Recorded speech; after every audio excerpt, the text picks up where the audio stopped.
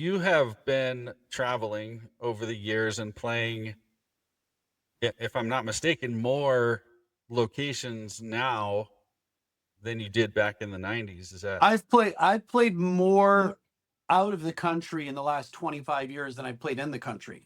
okay? So Yeah. all over Europe, parts of South America, Thailand, Australia.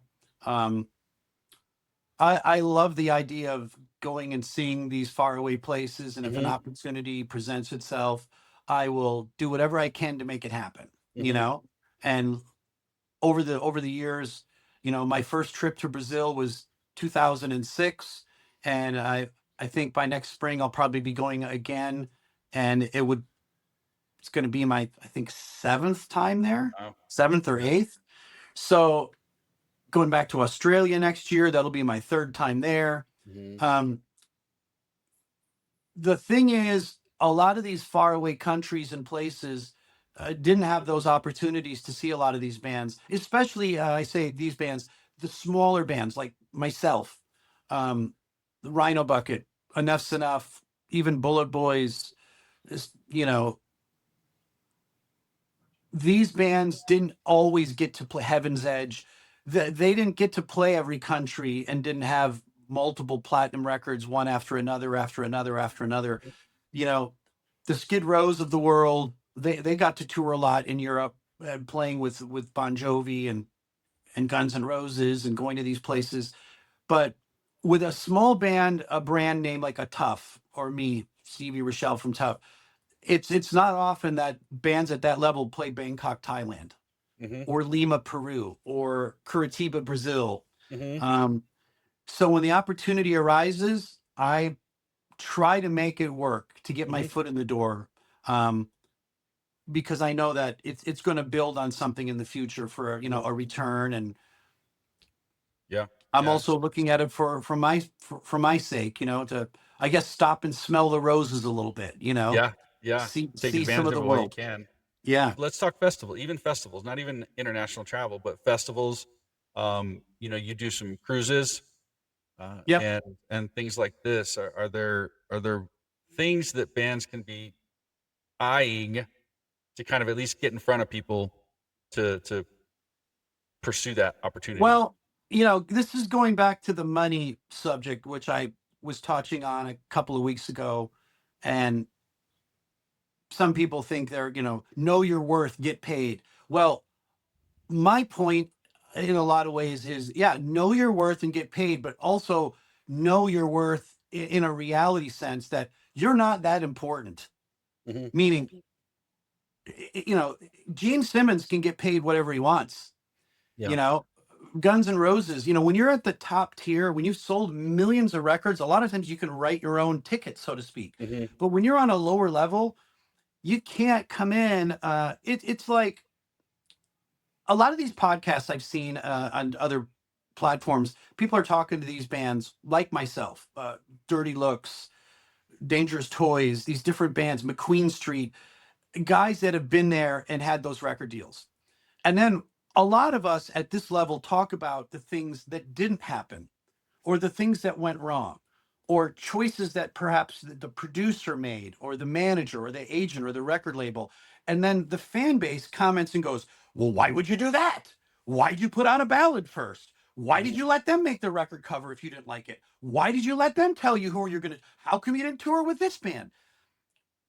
When you're a rookie and you come into training camp and you're lucky enough to be on the team, you Yeah. can't be like, hey, coach, yeah, listen, on that last play, I know you already gave it, he got the ball 6 times and he got a 5. Well, what about me? It's just like, dude, you're a freshman. You just got here.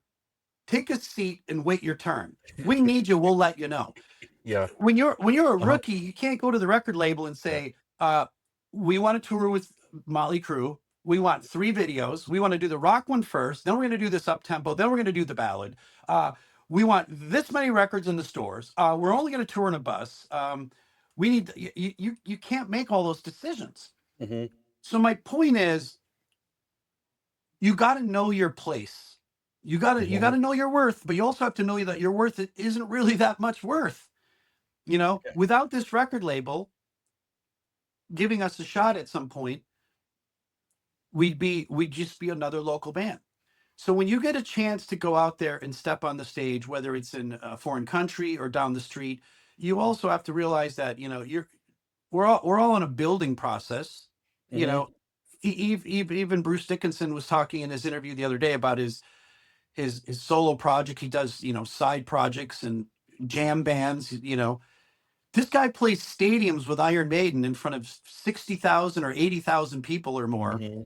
And him and Steve Harris, the bass player, who also has his side project called British Lion, he goes on the Monsters of Rock cruise and you know, plays in venues and shares with, Yeah. 500 fans there. Yeah. Meanwhile, 6 months earlier, they were playing, Stadium. Portugal in front of Hmm. 85,000 at a stadium. Yep. So there's different ways to approach it, you know, depending on where you are on the totem pole. You can still place yourself in different spots. I mean, John Five is another great example. Hmm. Here's a guy that came out here from Michigan to play guitar at GIT. At some point, he talked about getting his foot in the door, and he said he went to all these studios and all these companies and said, "Hey, whatever your studio guys are charging, I'll do it for half. If they're charging $500 a session, I'll do it for 250. If they say they can do it in 2 hours, I'll do it in an hour."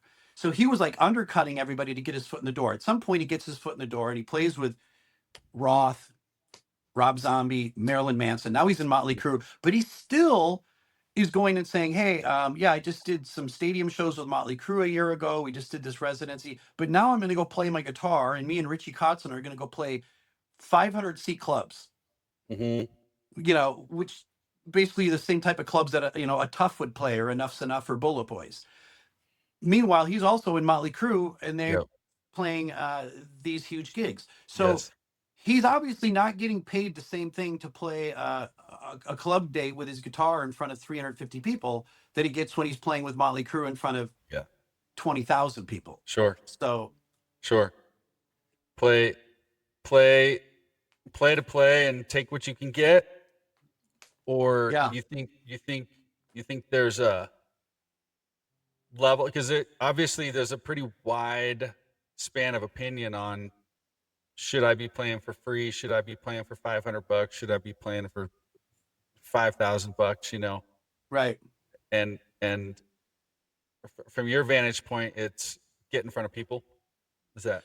Yeah, get in front of people and then make up the difference on the back end with your brand, meaning, Yeah. when I go to these shows, when I travel, I'm usually taking 80% merchandise, and the other 20% is socks and underwear and Hmm. some clothing items. Yeah. I don't even take a lot of shirts, meaning shirts that I would wear, because everywhere I go, there's usually 2 to 5 bands that go, "Hey, you want one of our shirts?" Sure. Yeah. Yeah. Or the local club gives me a Yeah. couple shirts. But Yeah. I go with merchandise. That is the goal, is to not only play and perform and obviously get paid to do so, but then I will spend as much time as I possibly can, before the show or after the show, to meet with fans and sell them Yeah. one on one, Yeah. some Yeah. shirts, some CDs, some vinyl records, hoodies, whatever I have with me. And they're also doing it with me directly. Yep. Yep. It's a little bit more personal that way, I guess. Let's pivot a little bit and let's talk about RLS. What was the motive behind starting that? Well, And then walk me through that. What yeah. So what happened monetarily, was is, there a monetary incentive to doing it in the beginning? well, there always is. You don't. When I was 10 years old or 8, and I wanted to make a lemonade stand in front of my house, and I Hmm. literally went in the kitchen and got a packet of lemonade and sugar and mixed it in a thing and took 10 Dixie cups and sat on the sidewalk outside my front, Hmm. of my house, and had a sign that said lemonade 25 cents. The idea is to try to sell, you know. Hmm. If I sell 10 cups of this lemonade, I'm going to have $2.50. And I Hmm. could go to the arcade and play 10 games of Miss Pac-Man, Yeah. So Yeah. Yeah. Yeah. um, when I started RLS Records, it was in '94. We had already been signed a couple different times. The deals went away, Atlantic, and then IRS Grand Slam. And at some point, I just said, we can't wait for another record label. Like, let's Mhm. self-release this. And I'm starting my own record label. It's called RLS Records. And I was mad because getting dropped again. I was like, record labels suck.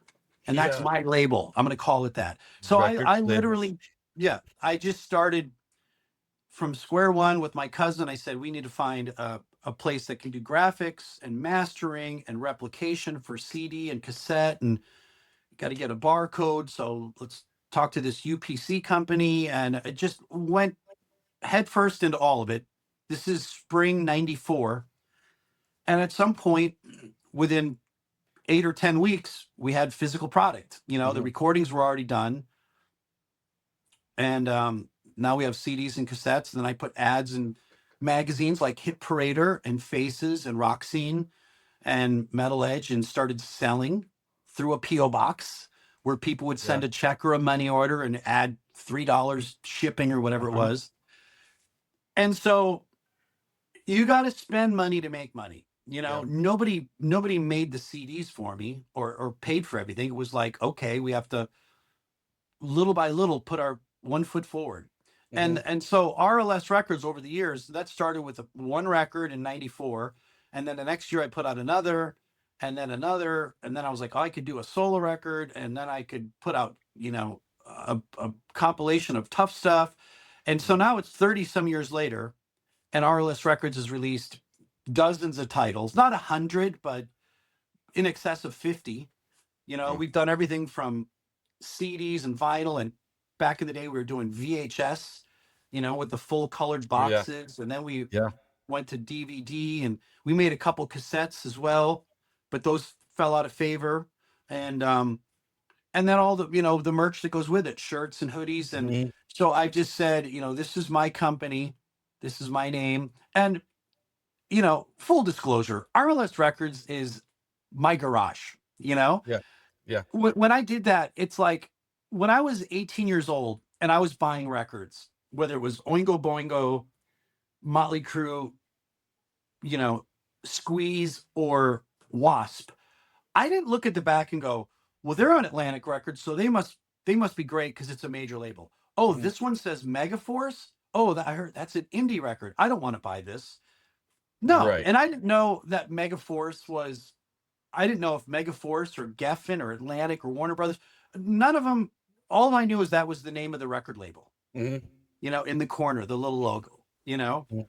Um, so I said to myself, if somebody looks at one of my records and buys it, RLS Records, they're not looking at it and going, I'll bet you this is coming out of someone's garage. Yeah, yeah, right. That's right. No, they're like, wow, RLS Records and Tuff is in California. Like they, you know, this must be like a mirrored skyscraper on Sunset That's Boulevard, right. and Stevie's sitting in some Yes. office with, you know, David Geffen and Larry Flint, and they're talking about all their investments. And Right. no, it's none of that. You know, Yeah. it's merely a couple letters on a little logo. But Mhm. reality is all of that stuff has been in my garage Mhm. or in a studio warehouse for the last Yes. 30 years. Yeah. And Yeah. my garage can't hold a car Yeah. because it's literally shelves and stacks of all the records I put out over the Yeah. years Yeah. and And everything else.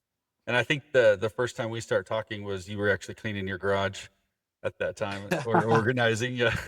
So, Yeah, rearranging. But so yeah, RLS Records is it's you know, my vehicle to put out these records. It's got its yeah. own little brand, it's got its own little name. And then I literally go to stores. I started doing this again in the last couple of years where I contact stores and say, hey, you know, because now music stores have kind of come full circle. There was a lot of them in the 80s and 90s, and a lot of them went away. But now some of the mom and pop ones are popping up, and I'm like, hey, can Mhm. I put some of my records in your store? Here's what I have. We can do a wholesale deal, CDs, vinyl. I can sign stuff. Yep. And so I distribute to independent stores. They Yep. get in touch with me. They said, hey, we want 5 of these and 3 of these and 6 of those. And, Yep. you know, they send me a payment. I ship them the stuff, and now it's in the store. Yep. Yep. And So, and the fan doesn't know, for the most part, when they pick that up, you know, what they're buying from RLS Records or what they're buying from Motley Records yeah. or Elektra or Warner Brothers. Right. they're not judging. Hmm. They like Hmm. the band, they like the pictures, they like the That's right. songs, the sounds, and all the details that go with it. That's So right.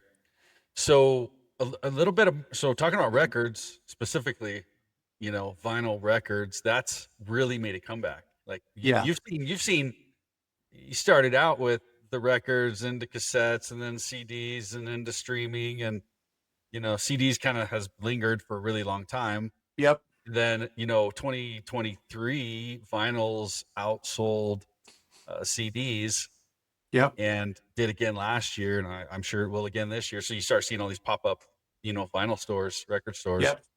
and do you think there's that? I mean, how important do you think it is if a band can put out physical music, CDs, vinyls, Well, also, the you know, the compared to the streaming? thing, yeah, the thing that's happened in the last 5 to 10 years is that the younger generations of people, this is new to them. Meaning, Mhm. you know, 20 years ago, not 20, let's say 15, yeah, 15, 20 years ago, like between 2005 and 2010, when Spotify and iTunes and Napster and all these digital platforms came around, and then people have their phone or, this set of, with earbuds with this little, almost like the size of a credit card kind of device that could have 10,000 songs on it, Yeah. you know?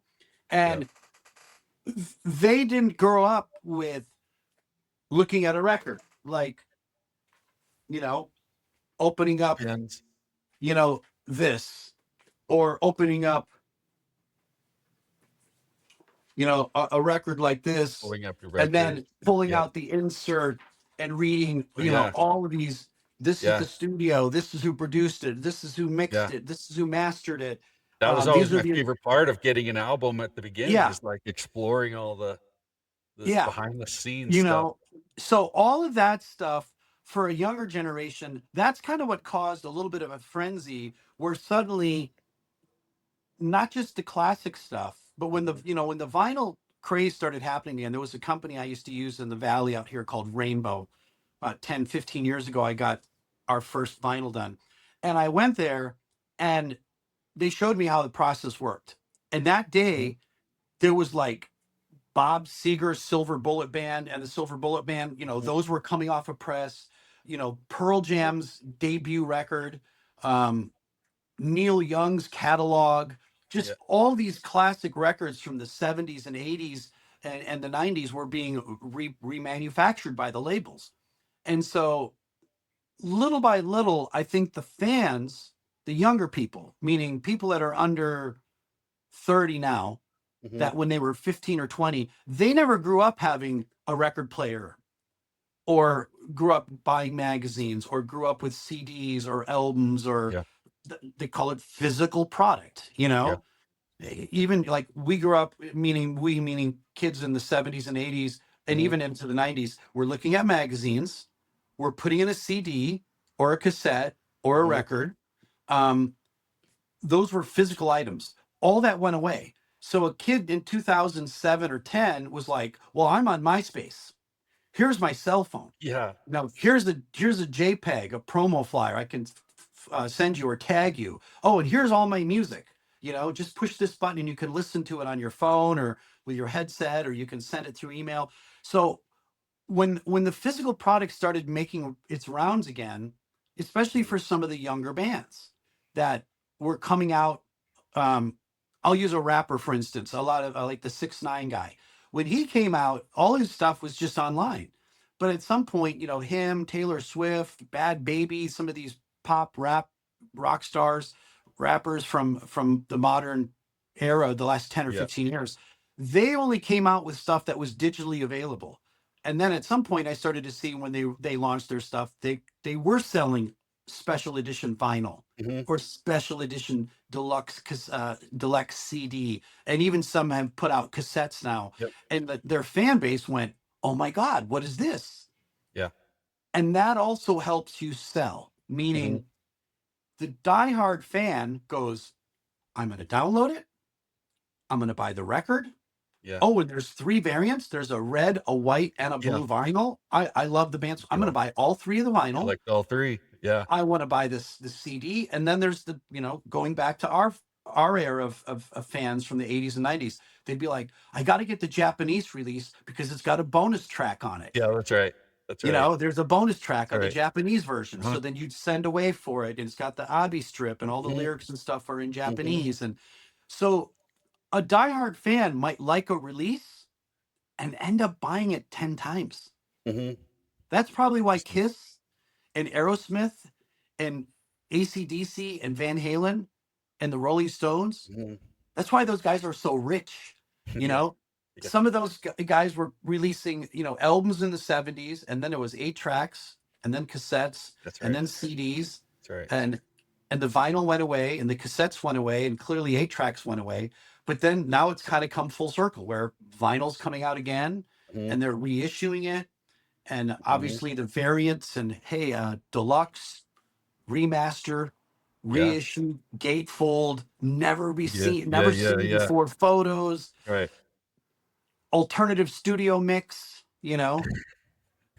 I mean, I bought vinyls from merch tables this year, even, Yep. just going because it's there, it's new, I like the old original stuff, but I geek out on, first presses and things Yep. like this too. Yep. Um, but if I find a really, really old one, I may buy a newer one so I can play it because I don't want to mess with the old, if it's like on its last leg, that kind of thing. And it's fun. It was so fun. Even, you talk about exploring the album, exploring the inserts and stuff. Mhm. When I got my record player set up a couple years ago, my now 10-year-old, I popped in a John Denver album and put it on in the living room. And that kid had this insert out and sat there and read along through the entire album. And it took me straight back to when I was a kid doing that same thing, Right. and just sit there and you're glued to it. The first time you hear it, you're going through it, you're just locked in, you're reading the lyrics, you're reading every nook and cranny of it and exploring it. And he was hooked, man. There was no conversing with him during that time. And it was just really fun to see and really took me back. Yeah. And like with Tuff, we signed to Atlantic. Our record came out on CD in America, and it came out on CD and vinyl in Europe, but it was never released on vinyl in the US because by 1991 they discontinued making vinyl records. Yeah. So I signed a licensing deal with Rhino Entertainment Warner Music Group in 2020 to release What Comes Around Goes Around, reissue it, for the 30th anniversary, which is Okay. 2021. And so when I did that and I got the rights, not only did I reissue it on CD and See, vinyl, but we upgraded. I made the vinyl, yeah. a gatefold, you Gatefold, know? vinyl, and oh yeah, Yeah. And love it. then Fist First, which was only released on CD in 94, I then reissued this for its Yeah. 25th, or I should say its 30th anniversary in 2024, on vinyl as well. And the vinyl thing is, it's definitely picked up, um, over the last 10 years. I mean, I do have a regret that I didn't start to do more sooner because Mhm. it's an expensive process as well, but Sure. it's just like anything. You got to put your money where your mouth is. You got to, Mhm. you got to feed the fire, you know? Yeah, yeah. So, kind of, bringing it down in conversation, what do you think about or what advice would you give for guys up and coming today about just the money side of things? We're talking about how do we get artists to understand, I guess, the importance of maybe planning? If we want to go into financial planning of some sort, planning for what's down the road, planning for what that next whatever. Yeah. I mean, I'm definitely not a financial advisor, Sure. Um, and as far as how anybody, what I've realized in this industry, especially for guys that are my age, I'm 59, I'll be 60 in a few months. So over the years, when I was in my 20s and I'm getting signed to Atlantic and some buddies are signed to Capitol and these guys were signed to Geffen and these guys were signed to, Polygram or whatever. Everybody's road is different. But at some point, you've all got to figure it out to say, what am I going to do to survive? Hmm.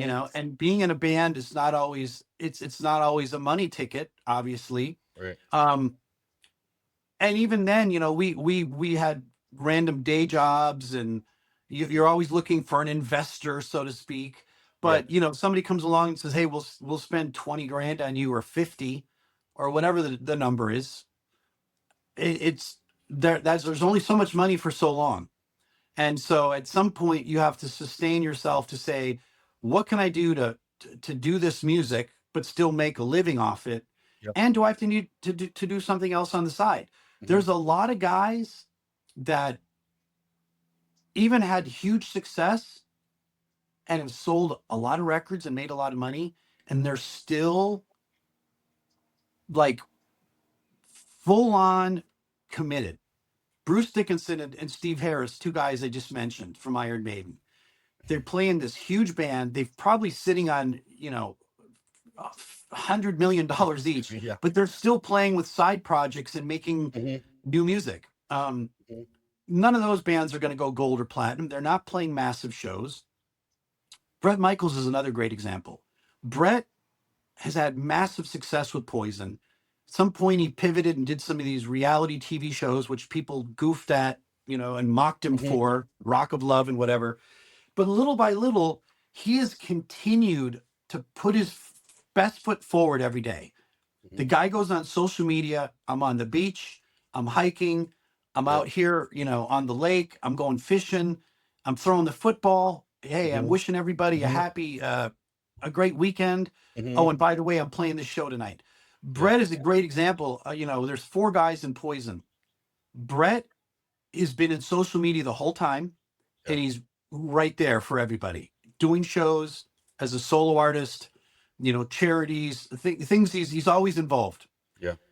On the other hand, Cece and Bobby, they don't really have any imprint on social media. Hmm. Bobby Doll, I don't think is on any of it. Yeah. I haven't seen And him on there. Cece, yeah, Cece's very limited. Ricky goes out, does a few things, couple side projects, but Brett is a great example of somebody that's had just a ton of success. Yeah. He's clearly financially set, Hmm. but he's still out there. Hmm. He still gets up. He does these posts. You wake up, it's on Instagram at 8 in the morning, Yeah. and he's, sitting there in his, in an SUV or outside a venue or in his Yeah. getting on a plane, and he's out there, you know, going after it. And Sharing his life. Yeah. yeah, you gotta respect that. It's not easy to continue to get up there. It's with sports, LeBron James, was entering his 23rd year in the NBA. Aaron Rodgers playing with the Hmm. Pittsburgh Steelers, 20 some years. He's 40 years old. Joe Flacco, another quarterback who's playing with Cincinnati now, 40 some years old.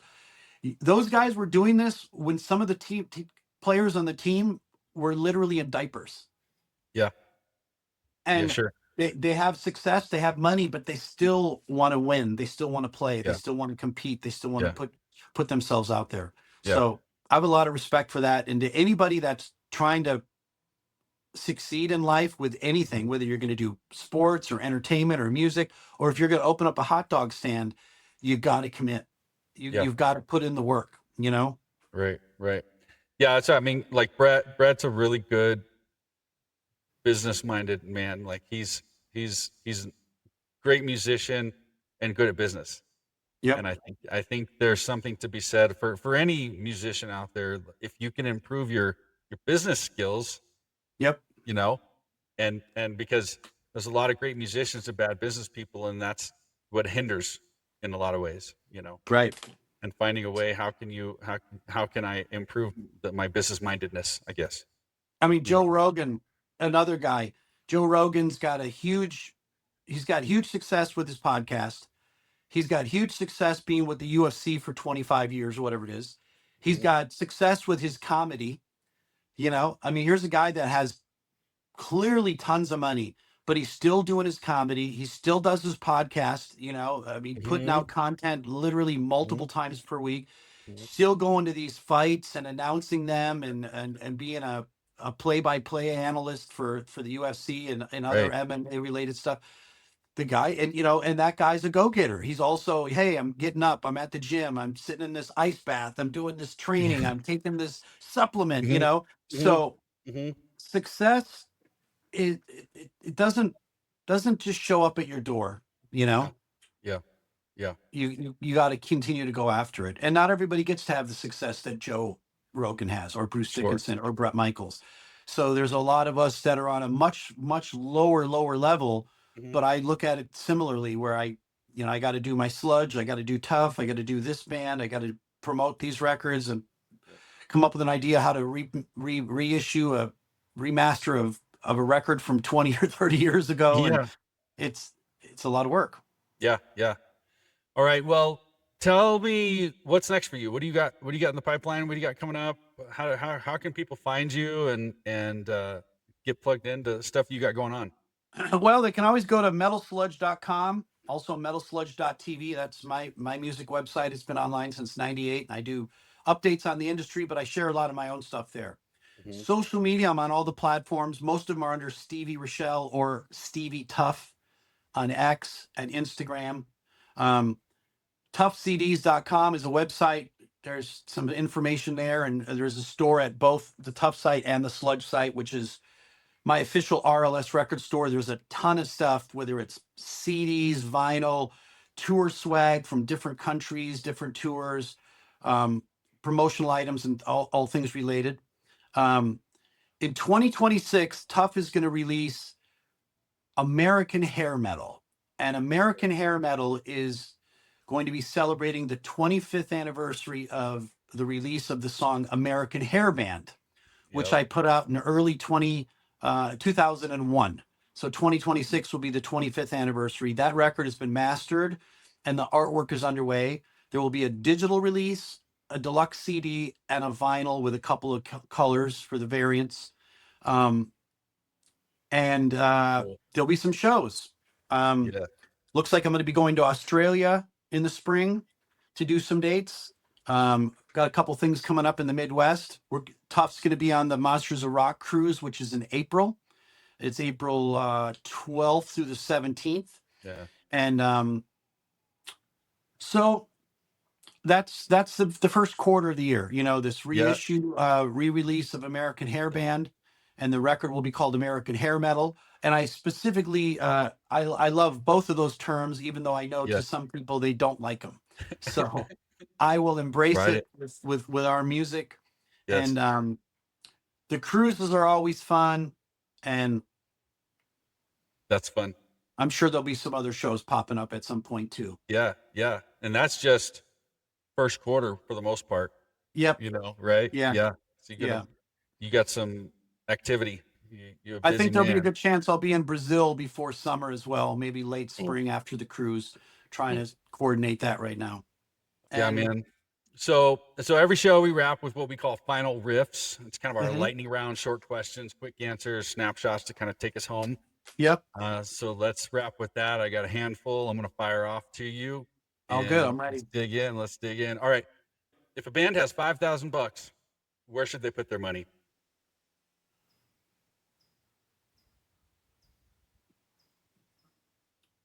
Well, it's going to be one of two things. It's either going to be in recording new music or manufacturing some kind of merchandise, Hmm. something that's going to help you. The merchandise and the music at some point would, you want to be able to sell it. Yeah. you know so in today's world, with 5 grand, you could home record an EP with 4 or 5 songs and replicate some CDs or some type of promotional items to sell, and hopefully make some of your money back, or merchandise. Like I said, that would be Cool. my advice. All right. All right. More personal ones. First LA club, Tuff headlined. First club we headlined was the Whiskey A Go Go, November 6th, 1987, and we got paid $500. 500. And the promoter was Razzmatazz Productions, headed up by Janie Lazuski. And Janie, at some point, became Mrs. Eddie Van Halen. That was Eddie's wife Right. when he passed away. That's Jane right. was friend of ours, sweetheart of a girl, and she was Mhm. the promoter on our first headlining show in '87. So, How fun. Cool. little fun Cool. fact for you. That is. All right. One Tuff song you never get tired of playing, and why? Uh, Good Guys Wear Black. I mean, there's a lot of them I like to play, but that's kind of a signature song that we wrote in like probably late '88, and by early '89 we had demoed it, and it's kind of been a signature for us, you know. Yeah. Yeah. All right. Coffee, tea, or something stronger before the show? Coffee. I'm drinking Coffee. coffee right now. Yeah, Yes. especially before the show. I'll usually have some hot coffee or tea to kind of get me a little alert, but I would pick coffee probably before tea. Yeah. All right. Yep. And favorite location to play that isn't on the usual list, maybe? What's your favorite kind of place to play?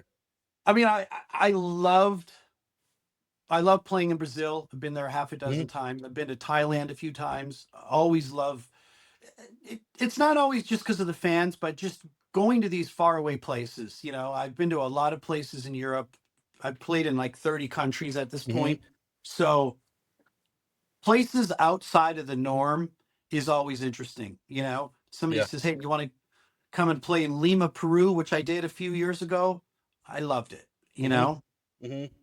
So, All right. Broncos or Packers? of course, the Packers. Packers. I hear you're a Packers fan. Yeah, from Wisconsin, so born and raised a Packer fan. That's it. There you go. All right. Final question. One thing you'd do different today for the music and the band than you did in the 90s? I guess just make more music. I mean, a lot of times bands were waiting to get signed. We're waiting for the record deal and waiting for this tour to happen and waiting for somebody else to make a decision for us. And there was plenty of times when we just did things on our own, but there was times when we did wait, and I would just say the waiting game it's Tom Petty. The waiting is the hardest part. And that's a lot of hurry up and wait. That's the industry in general. We're doing this movie, but we're not going to do it till next year because the producer's busy with a different movie. And the same thing happened with bands. Hey, we're going to make this record and we're signed, but the guy we want to use is currently producing X band's record, so we're going to wait 6 months for him to be available. And in that waiting period, then the guy gets an offer to do another bigger band. So he says, "Sorry, I can't do your record." Now you waited 6 months for nothing. Yeah. So at the end, waiting is procrastinating, and will be the death of you in the end. You gotta go get it, go embrace it, go after it, and don't wait. That's great. That's great. Thank you, Jason. All right, Stevie, thanks for being so generous with us with all this real tough stuff, how the money works and just your side of it. That was great. And thanks for jumping in here last minute too. It's fun to have you on here. And I have so many more questions, so maybe we'll get another one lined up down the road. All good. Right. For everyone else listening, if you want a steadier way to fund your music, grab my free ebook, A Musician's Guide to Infinite Banking at 1024wealth.com/music. Lays out how to keep your money accessible, keep growth, compounding, smooth, the feast or famine, and self-fund releases, tours, and gears over time. It's just another financial way. If you're ready to talk through the strategy that works for you, book a call with me and let's find something that works for you in your world. Meanwhile, subscribe on your favorite podcast app. Share this with one musician who needs to hear it. And I'll see you next time. Until then, keep your money working and your music moving. Thank you very much, Jason.